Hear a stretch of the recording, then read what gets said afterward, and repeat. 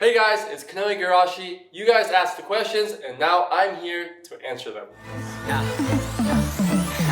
Screw the petition. I'm on a mission to live my ambitions. They ain't messing with the visions. They must not be seeing the vision. Money coming, I can see it vivid. If you planning, you gon' witness living. I got everything that I need to win. Confident when I tell you I'm never timid. Don't try to play me, no. Ay, all I do is get C-no's. My bread like casinos explains why my ego. And I might have a new radiator from Japan all the way to Haiti with it. I'm zany with it, go crazy with it. Might pull up in the Mercedes with it. What was your first surfboard you ever owned? Also, side note, your skills are insane. Fire emoji, shock emoji, black heart. My first surfboard I ever owned, it was a Town & Country, I want to say it was 6'6", and it was like a mid-length surfboard. At the time it was my 3rd birthday. I had no idea what I wanted. I had no idea what I was actually asking for. At the time my favorite color was yellow. I saw a board that had this neon yellow outline and had a really cool logo on it. So at the time I was like, wow, this looks pretty cool and I want to buy it. But a 3-year-old kid doesn't know that it costs $800. I pretty much put on a huge fit that I wanted the board. My parents got it for me and ever since then I've been pretty much in love with surfing. How do you learn air reverses? My first ever air reverse, I remember it like it was yesterday. I was surfing lowers. I was probably around, I want to say around 9 years old. And at the time, everybody was training for the QS that they used to have at lowers. And there was Kalohe and Dino, Tanner Godowskis, Luke Davis, and I don't know, someone else. But they're all paddling back out, and Nat Young also. They're all paddling back out, and I did this like air reverse, kind of like small air reverse, and they all just started screaming like, Igor, like air revo. I was like, what? What's Igor? What's the air revo? Like I know what an air reverse is. And I was like, what are you guys even saying? They're like, Igor. I was like, what's Igor? Like, it's your new nickname. Like, Kanoa Igarashi, Igor. I was like, okay. And like, air revo, like, air reverse. I was like, oh. I'm like 9 years old, I had no idea what was going on. But ever since then, I got my nickname, and that was my first ever air reverse. How do you do them? Honestly, it's all about timing, I think, and it's all about having confidence and staying over your board and rotating your head. Sounds easy, right? It's not that hard. It's not that hard. Where is your favorite surf break and why? My favorite surf break in the entire world. I've surfed a lot of places in my life, but I've had probably some of my most memorable sessions in Cloud Break in Fiji. And yeah, it's a special wave. It's pretty much a perfect barreling left. I feel like it's always sunny, it's always offshore, and it's pretty much a surfer's paradise. How old were you when you started surfing? It was on my 3rd birthday in Hawaii, Ala Moana. It looks like I look like a toy on top of a surfboard. Like it doesn't even look real. But you know, I really started getting into it when I was around 6. Really started getting into it. And, you know, you can't really say that because when you're 6 years old, you don't really know what you're doing. But I just remember when I was around 6 and 7, I started going more frequently.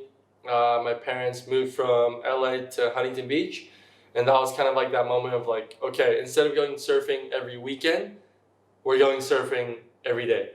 And yeah, Huntington Beach, Surf City. What better place can you think of to start surfing? Who is the person that influenced your surfing life? I would say I like to pick up a lot of influences from pretty much every aspect. I really look up to obviously Kelly Slater. He's for every reason possible. I also look up to LeBron James. He's one of my favorite athletes. Odell Beckham Jr., Michael Jordan, Lewis Hamilton. I think the list goes on, but it's just about picking just the positive aspects of every athlete in the world. You know, everyone has their highs and lows, and it's about I feel like as an athlete, I pick up on things that athletes do to motivate me, and also to kind of set example I want it to be better in in my world of surfing, but also outside of surfing, which is as a human. So for me, it's kind of a mix of everything. But yeah, I definitely look up to Kelly Slater a lot. I see him at pretty much every event. I compete with him, and he's pretty much a father figure to surfing. What languages do you speak, and what other languages would you like to learn? Okay, that's a good question. I speak English, Japanese, Portuguese, Spanish, and yeah, that's about it. Like 4? Is that 4 or 5? Japanese, English, Portuguese, Spanish. 4. That's healthy. Eu falo português, eu hablo espanhol, I speak English, Nihongo shibarimasu. And I would love to learn Russian, like Russian or French. I don't know, Russian would be really cool, I think. I would never use it, but just knowing that I can talk Russian if I had to, I think would be pretty cool. But I would like to perfect my Spanish a little bit, and I would like to perfect my English a little bit too, maybe. What's your favorite thing to do when you're bored? Okay, well that's a really good one actually. That's a good question. We're on topic here. COVID, quarantining, there's a lot of bored moments. So what did I do during quarantine? I learned how to cook a lot better. I feel like more time in the kitchen, less time eating out. I got to hang out with friends. Well, social distance. We all know no one really social distance here. You guys are all hanging out with your friends. We all know. But it's okay as long as you don't really show anyone. And to be honest with you, when I'm bored, I like to surf. It's my way of kind of getting away from stresses of life, work, pressure. When I go in the water, I get to just kind of release and do my thing. So yeah, I guess surfing in a way is what I do when I'm bored, what I do when I'm motivated, what I do when I feel like I have to work, what I do when I haven't done, pretty much everything. So yeah, thank you, surfing. When you get a new wetsuit, do you have a hard time taking it off too? Man, that is so on point. Because people don't see this side. It's like, people think like, yeah, you're a pro surfer, you're good at everything. Like, okay, you can do air reverses, you can do backflips, you can do whatever move you want. But people don't realize we haven't mastered the technique of putting on a brand new wetsuit. Putting it on and taking it off.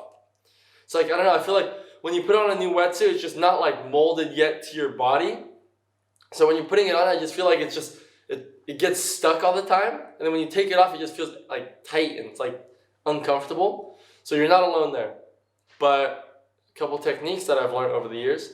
When you put it on, you can put like a plastic bag over your foot and it kind of helps you put it on. Just for the legs at least. And then when you take it off, it's really a good technique that my dad taught me was that you can put water in your wetsuit and then it helps it kind of like just all flush out and you can take it off way easier. So yes, very relatable problem. Do you edit your own videos? Mine takes 15 hours to complete for an amateur one. Okay, 15 hours is a long time. Like, do you have that much time to waste on editing videos? Well, luckily for me, I have Tanner Carney, who's behind the cameras. He edits my videos in not 15 hours, but in about 15 seconds. I'm kidding, 15 minutes. But yeah, it's pretty much our workflow. We go surf, we shoot, we come home, and there's an edit. So most of the times when I put an edit, like a surf edit, on my Instagram, it was most likely from the same day. So that's what Instagram's about, right? It's instant gramming. So faster the content, the better for the people watching, and it's more fun for me, it's more relatable, it's quicker, and it's real time. So 15 minutes, not 15 hours. What's your morning routine? My morning routine consists of, I wake up, I try as much as I can to not touch my phone, although we are all all doing the same thing. We wake up and you go on Instagram. Yes, it's pretty toxic. But it feels good. So 5 minutes on the phone, go downstairs, make a smoothie. I pretty much do the same smoothie every single morning. Has fruits, granola, peanut butter, everything just to like kind of get me fueled for the morning surf. I either go surf right away or I go to the gym depending on the waves. And that's kind of my day. You know, I pretty much can't get anything done after that, knowing that I didn't surf or train beforehand. All right, simple question here. How old are you? I'm 23. October 1st, 1997 was my birthday. It was about a month ago. What's the best and worst memory you have about surfing? Okay, well, let's start with the worst. The worst one was when I broke my leg. I was 14, I was in Australia, and I was like, why is this happening? Like, the moment I broke my leg, I was like, why me? Like, could have been like 2 million other people in the world, but why me? Like, you know, it was a moment where I just like was just getting to the junior series. I was like doing everything good. Like, I got to go overseas without my parents. Like, I'm having a great time with my friends. And I'm like going for a surf, and then bang, my leg breaks. I'm like, wait, like that wasn't a part of the script. But yeah, like that was a pretty down, like a low moment for me because I had to like stay in Australia for another 2 weeks, like in a hospital. Like they wouldn't let me fly. Had to get surgery, and like I felt like really alone because my parents were like in California. So yeah, that was like the lowest point I felt like of my surfing career. And then, well, the best memory would be when I won last year.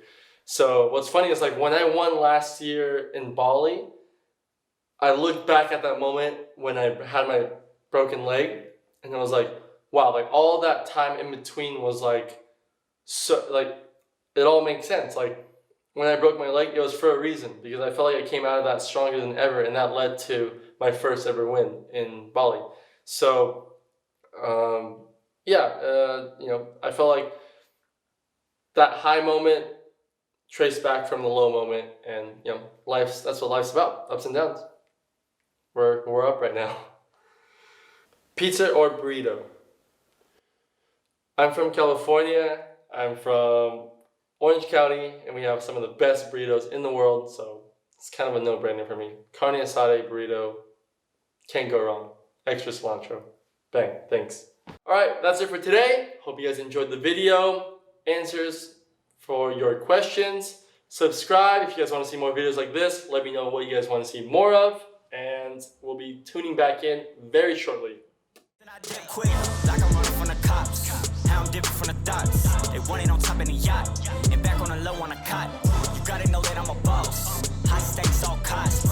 Steady paying what I'm seeing.